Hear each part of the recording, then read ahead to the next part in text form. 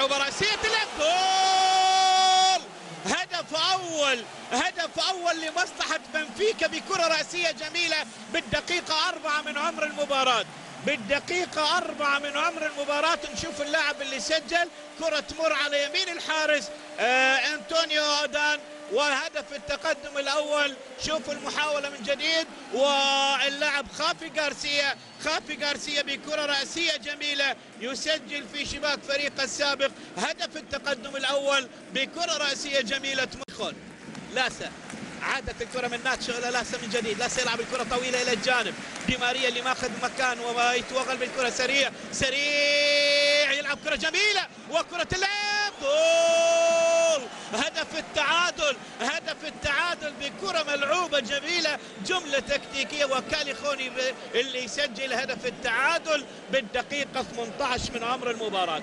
كاليخون يسجل هدف التعادل بالدقيقة 18 من عمر المباراة. شوف المحاولة، شوف المجهود الفردي، دي ماريا يتوغل يلعب كرة جميلة يا سلام، ولكن المتابعة الأحلى من كاليخون اللي يلعبها بكل سهولة إلى داخل الشباك ويعلن من خلالها تسجيل هدف التعادل لصالح نادي ريال مدريد. مستوى المباريات الودية ما بيلعبوا مع بعض، اللي بيلعب الفريق الأساسي، ومن ثم هناك تباعد كثير في المستويات وفي فارق كبير في المستويات. لكن إذا كان الفريق الأساسي بالنسبة لريال مدريد بيلعب هذا اليوم ومن ضمنهم يكون هذا اللاعب كاكا، أعتقد أنه كان ممكن أنه هو يبرز بطريقة أو بصورة أفضل، لأنه نحن عارفين أنه هو كاكا بصراحة واحد من اللاعبين المميزين في فريق ريال مدريد، خصوصا في الموسم الماضي أرجع وأقول كاكا قدم واحد أو قد يكون أفضل موسم له مع ريال مدريد الموسم الماضي، وإن كان في لاعبين برزوا في الشوط الأول. كارلوس مارتينيز بهذه الرفعات الدقيقة، كاليخون بالهدفين، دي ماريا بالتمرير. لكن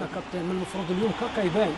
نعم. ما شفناش كثير كاكا، شفنا إنغوان، شفنا مع الكرات الثالثة ركنية أو شيء من هذا شفنا دي ماريا. كاكا ما شفناش.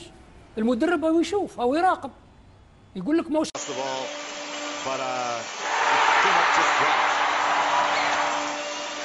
To the far post near the crossbar. There was nothing Evan could have done. Let's see the replay. Indeed. Crosses it. No chance. Ball goes wide. Far post, perfectly placed. Amazing goal.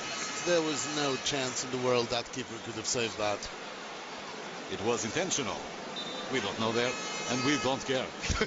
قطاع شبابي الخلل واضح. شوف يعني شوف الفراغات، شوف المساحات، شوف عدم عودة لاعبي الارتكاز إلى الخلف والسماح للاعب المندفع من الخلف كارلوس مارتينيز بالتسديد بشكل مستريح. خلل واضح بدفاعات ريال مدريد، وأيضا لاعبا الارتكاز جرانيرو ولاسانا ديارا اللي تباطؤوا بالعودة، وبالتالي الضغط على لاعب حامل الكرة.